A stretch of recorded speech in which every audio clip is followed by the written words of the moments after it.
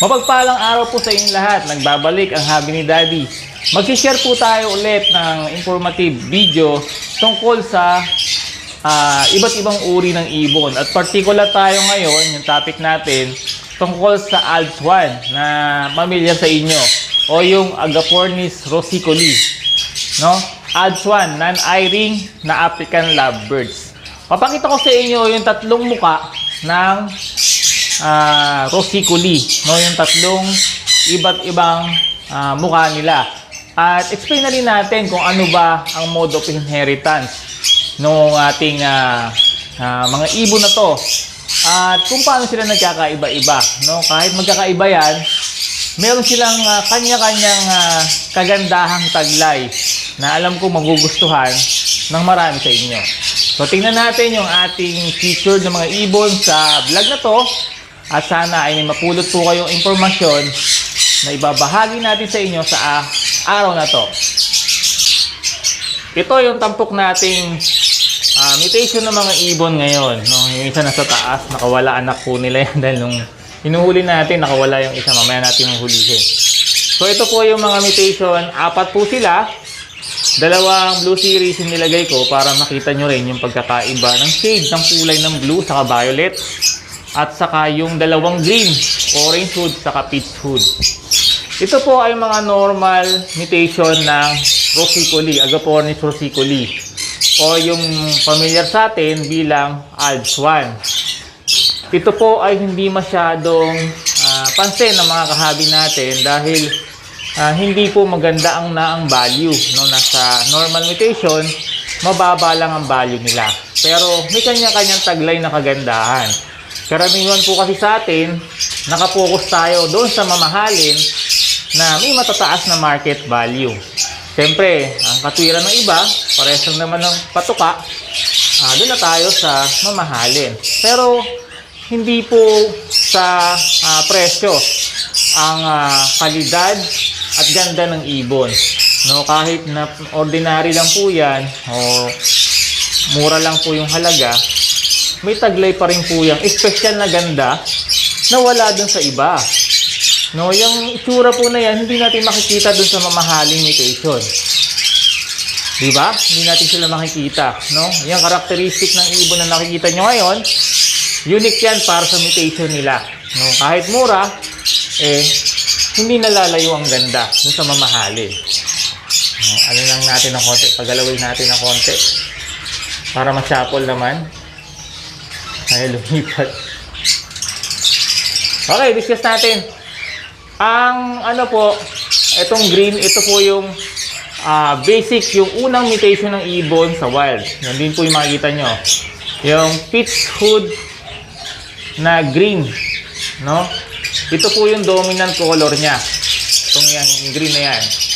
Yan po yung dominant mutation na makikita natin sa wild at sa mga aviary natin. Okay, pag sinabing dominant, pwede nyo balikan yung topic natin about dominant. Ibig sabihin, yung mode of inheritance niya, dominant. No, kahit na isa lang saka parent, ang green, na ganyang kulay, maglalabas siya ng ganyang mga anak.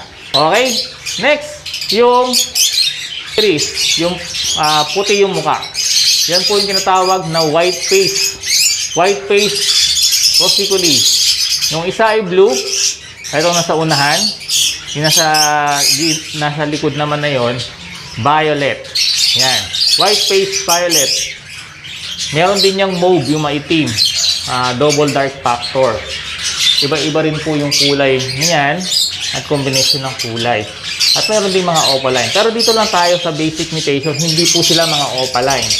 Okay. Ang blue series na kamukha po niyan dalawa na yan, recessive mutation po siya.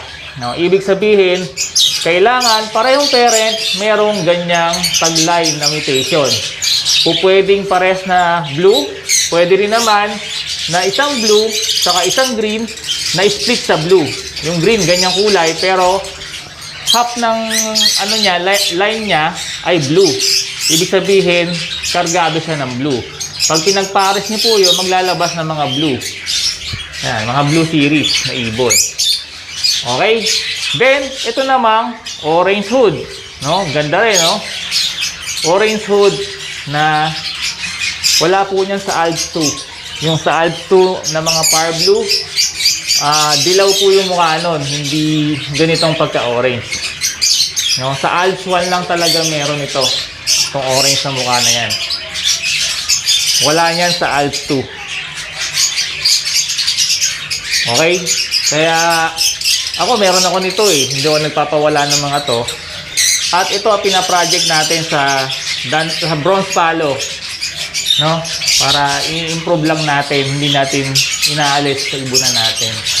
So yan naman yung orange hood na yan ay codominant. No? Sa libro, codominant. Pero based on our breeding experience, ang mode of inheritance niyan recessive din, kamukha doon sa Blue Series. Dapat, parehas na parent, orange face para maglabas ng orange face. O kaya, yung isang orange face, tapos yung kaparis niya, ay kargado rin ng orange face. O kaya,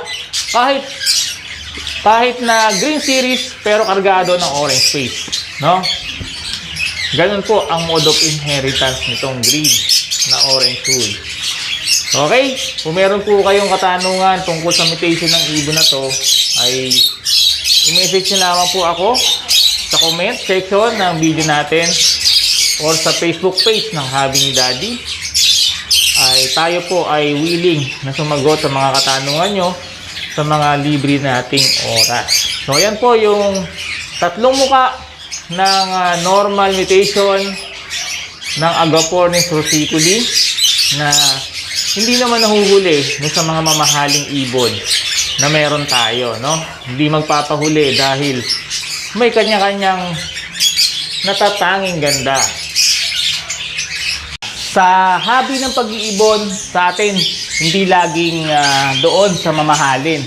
Ako ay nagkikip ako ng mga basic mutation, tapos kinokrasan ko yan ng mga high mutation para nang sa ganon makapag-develop pa rin natin yung mga normal mutation na yan, kasi hindi naman laging sa mga bird show competition, hindi naman lagi ang nananalo ay yung mamahalin. Yung nasa standard ang itsura, maganda yung tayo, maganda yung quality ng ibon, yun po yung mga nananalo, hindi kailangan mahal. Minsan nananalo pa nga yung mumarahin eh. Yung mga ordinary mutation, natatalo nila yung mas mamahaling mutation ng ibon. So ako, hindi ako nagpapawala ng mga basic mutation na yan para na sa ganon. Yung mga high mutation natin, pwede natin ibalik doon sa basic mutation para na sa ganon ay ma-keep natin yung quality ng ibon at manatili pa rin yung mga mutation na yan na nag-i-exist sa ating mga ibunan. Salamat mga kahabi sa inyong support at panonood. God bless po sa inyong lahat.